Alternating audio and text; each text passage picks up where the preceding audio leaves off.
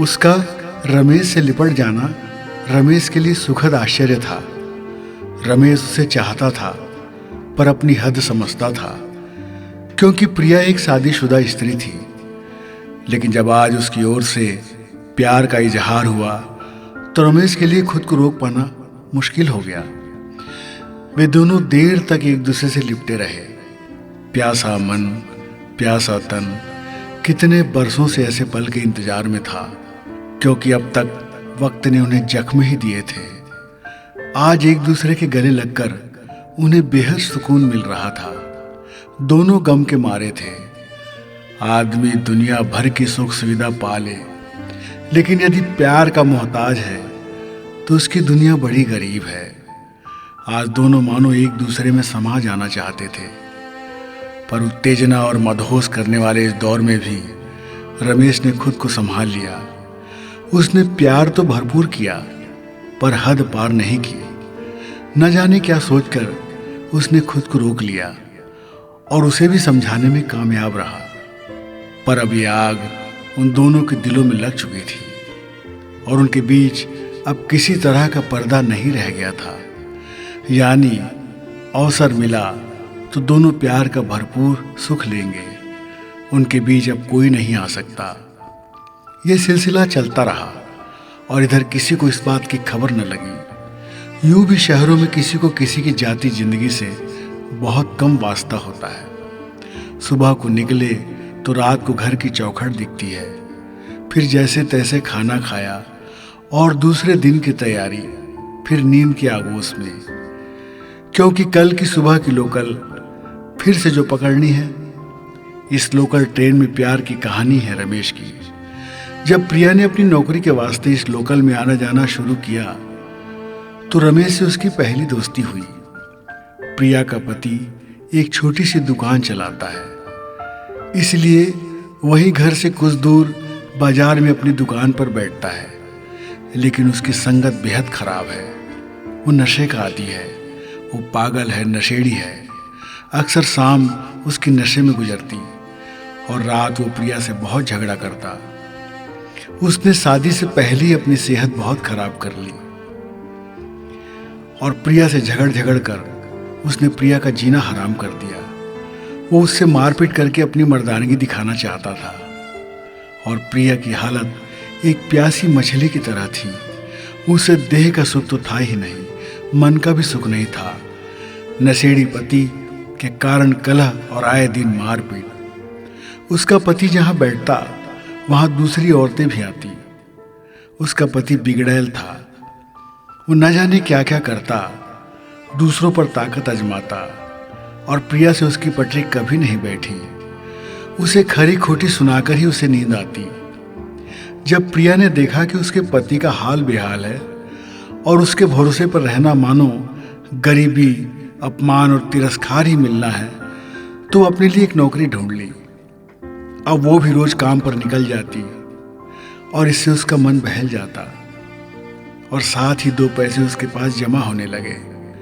रोज का आना जाना और फिर बातचीत से होने वाली करीबी प्रिया और रमेश के प्यार की दास्तां है। ये लोकल ट्रेन प्रिया और रमेश के प्यार की कहानी की गवाह भी है।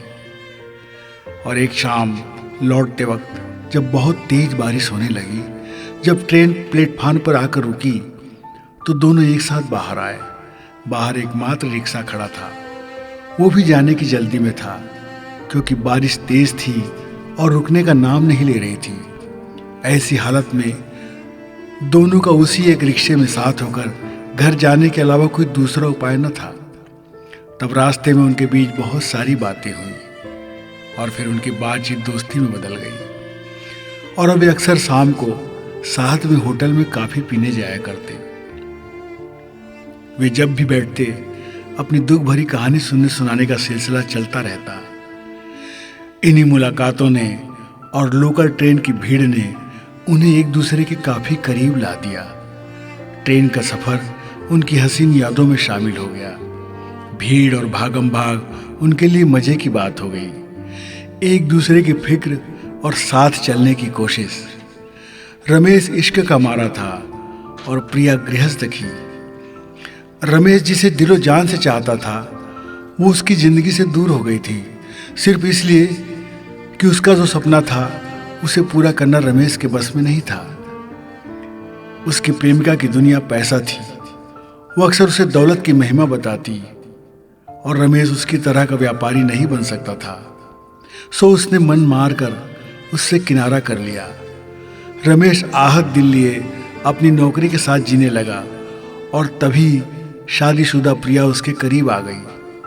मैं खूबसूरत थी, मुझ पर बहुतों ने डोरे डालने की कोशिश की, पर मैंने अपने माँ बाप की मर्जी से अपनी गृहस्थी बसाने का फैसला किया और मैंने उसे जानने की कोशिश भी नहीं की जो मेरे जीवन में पति बनकर आ रहा था। वो आखिर किस तरह का इंसान था और इसी भूल के कारण आज मुझे बहुत पीड़ा हो रही है, मुझे भुगतना पड़ रहा है, प्रिया ने रमेश से कहा। रमेश ने कहा, हम दोनों अपनी अपनी किस्मत के मारे हैं प्रिया। तुमने बिना जाने उसे अपनी जिंदगी सौंप दी और उसने मुझे जानकर आजमा कर अपना रास्ता बदल लिया। मैं उसकी मनमानी ख्वाहिश तो पूरी कर नहीं सकता था, पर उसे प्यार से सुकून भरी जिंदगी दे सकता था, लेकिन उसे सुकून ढेर सारी दौलत में ही दिखा। मैं अपनी गृहस्थी से त्रस्त हो गई रमेश। मेरा पति मेरे लिए एक नासूर बन गया है और मैंने अपने लिए जिस तरह के पुरुष की कल्पना की थी वो मुझे तुम में दिखाई दे रहा है। मर्द और मर्द में कितना फर्क होता है, ये तुम्हारे पास आकर मैंने जाना। अपने पति की हरकतों को देखकर मुझे मर्द जात से नफरत हो गई थी, पर तुम्हारे करीब आकर लगा कि तुम्हारे पास कितना सुकून और कितना सुख है। रमेश ने कहा, हम दोनों मजबूर हैं प्रिया। जब तक तुम उसकी सुहागन रहोगी मैं तुम्हारे ज़्यादा करीब नहीं आ सकता।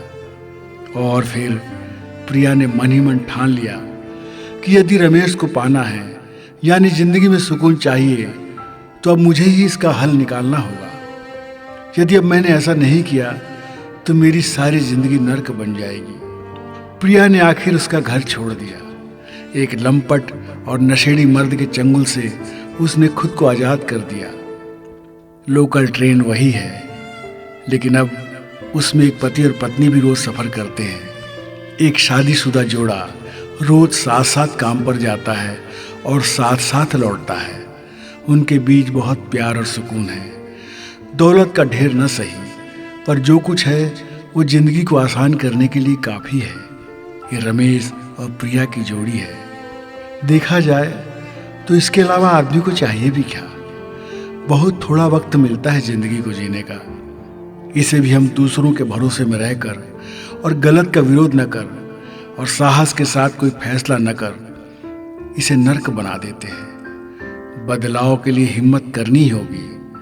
आगे बढ़ो तो बेहतर रास्ता मिल ही जाता है।